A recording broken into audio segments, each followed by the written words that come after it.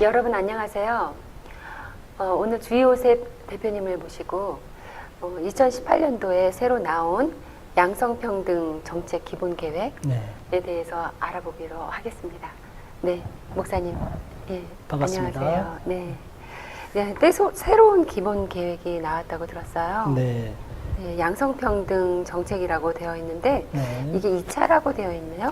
네, 1차는 이제 3년 전에 2015년도 7월 27일 날 황교안 총리께서 재직할 때 1차 양성평등 계획 3개년 차가 나왔어요. 2015년도 2017년까지.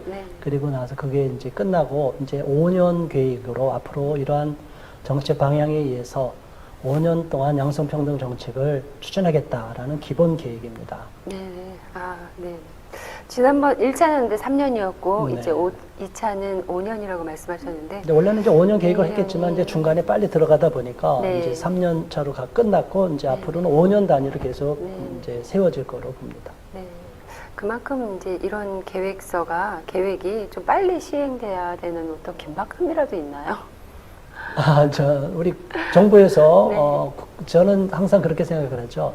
남성과 여성이 동등하고 또 평등한 사회를 만드는 건 얼마든지 동의하고, 그렇지만 이 문제를 지나치게 여성 우대나 페미니즘 시각에 의해서 말은 양성평등인데 보도자료로 보면 뭐라고 나와 있습니까? 실질적 성평등 실현을 위한 부처별 이행 본격 추진 이렇게 나오잖아요.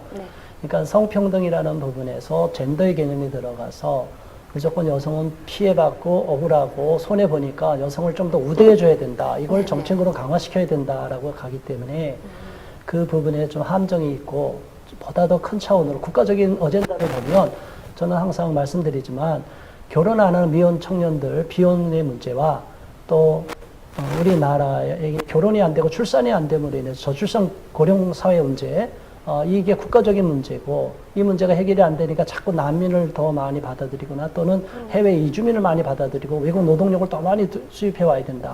그로 인해서 지금 현장에서는 얼마나 지금 어려움이 빠져 있습니까?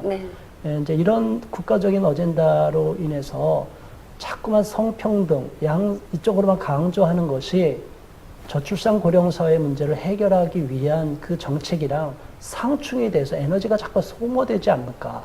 그거를 보완시키고 강화시키는 쪽으로 가면 좋은데, 자꾸 남녀를 갈등 구조로 가져가면 국가적인 재원과 인력은 한정돼 있는데 이쪽으로만 쏠려 있으면 여기다 다 투입해도 지금 한계가 있고, 이게 국가적인 위기, 국난의 위기를 자초할 수 있는 저출산 고령 사회 문제가 해결이 안 되지 않을까. 그런 좀 우려스러운 시각에서 이 문제를 좀 보고 있습니다. 네. 그럼 이번에 기본 계획이 통과가 되면, 시행이 되면 지금 어떤 변화가 있으며 지금 이 내용에 대해서 좀 설명해 주세요.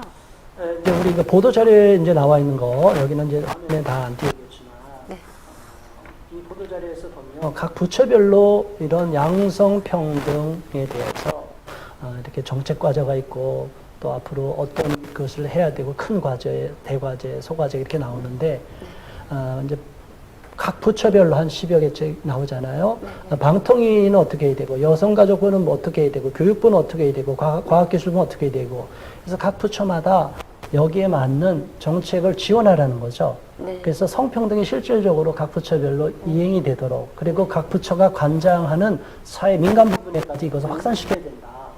제가 아까 말씀드렸지만 여기에는 엄청난 에너지와 인력과 예산이 들어가야 되잖아요. 이제 이런 양성평등을 추구하는 것은 저는 뭐 기본적으로는 동의하고, 양성평등이라는 것에서는 아무 문제가 없는데, 이제 성평등이라는 문제가 나오는데, 성평등이라는 젠더의 개념은 사회적 성을 말하는 거죠. 그래서 우리가 예전에도 한번 다뤄봤지만 1995년도에 제4차 베이징 여성대회에서, 유엔에서 취한 세계 여성대회에서 성주류화 정책, GM, 젠더 메인스트리밍으로 인해서 각 나라의 이런 여성 정책을 성평등 정책으로 추진해야 된다. 그래서 우리나라에도 여성가족부가 태동이 된 원인이 거기에 비롯된 거거든요. 그러다 보니까 여성가족부는 태생적인 한계가 젠더라는 개념을 갖고 있어요. 그리고 우리 국민들한테 뭐라고 말해요? 젠더를 얘기하지 않고 성, 신체적인 성인 섹스를 얘기해야 되는데 남자와 여자를 여기서는 사회적 성인 젠더를 얘기해요. 그래서 여성가족부 또 양성평등위원회 또 여성정책개발 이런 쪽에서 자꾸 나오면은 젠더의 개념이 확장이 되면 페미니즘 이론에 의해서 그 사람들이 주장하는 것은 뭐 젠더가 이제는 이제 페미니즘이 이제는 젠더 쪽으로만 막 넘어간다고 그래요.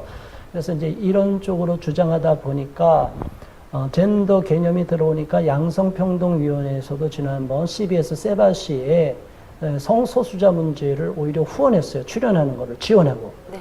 이런 식으로 전혀 어긋나는, 전혀 남자와 여자와 해당되지 않는 또 다른 사회적 성을 거기다 집어넣어갖고 네.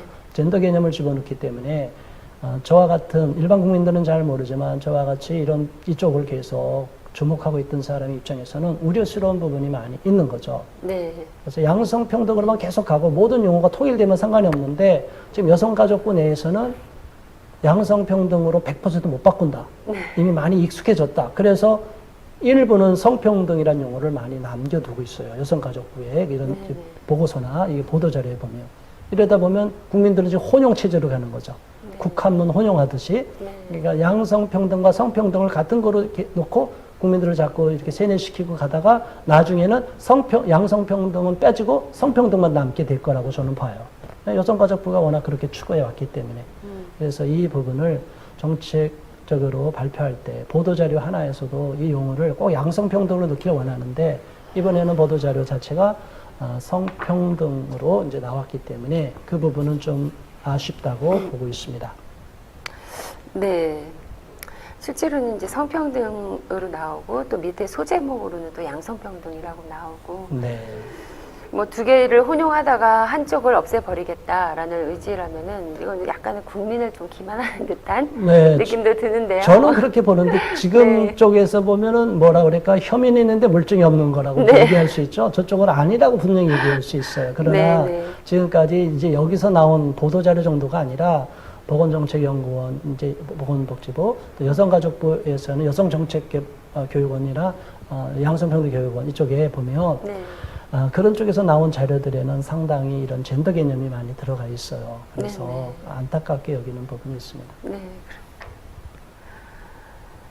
네, 여기 보니까 그 남녀 평등 의식과 문화의 확산이라고 되어 있어요. 네, 정책과제. 네, 이게 이제 문화의 확산이라는 얘기를 들으니까 이게 저희가 지금 문화적으로 굉장히 많은 충돌이 일어나고 있다고 들었는데 네. 예, 그런 것하고 어떤 식으로 이렇게 연결이 되나요? 내용이 좀 어떻게 되나요? 네, 그래서 이제 그걸 부처별로도 이제 이 부분은 이제 정리된 거지만 이제 부처별로 좀 설명된 자료에 보면 네. 이제 방통위 하나 예를 들게요. 방통위에서는 한국 인터넷 자율 정책기구 그 내 키소라고 합니다. 그 내에 청소년 보호체계위원회를 청소년 보호 및 양성평등 지원위원회로 확대 개편하여 인터넷상의 성차별 인식을 개선하기 위해 노력합니다. 요즘 언론을 보면 댓글에 지금 전쟁이 벌어지고 있잖아요. 미투 네. 문제로 나오고 있어서. 네, 맞습니다. 뭐 지금 정말 저는 그런 거 막 뭐 사실 싸우려고 안 하는데 지금 이게 뭐 안티랑 워마드랑 막 지금 네. 막 전쟁이 벌어졌어요. 네, 네. 이런 식으로 남성을 혐오하고 그리고 그것을 극혐 쪽으로 그냥 가져가는 여성에서는 남자를 극혐하고 여성 쪽에서는 남성을 또 극혐하고 이게 남성 여성이 서로가 양쪽을 적으로 보는 거죠. 이제 이런 거를 없애도록 하겠다. 뭐 이제 과열된 걸 이렇게 하는 건 좋습니다. 근데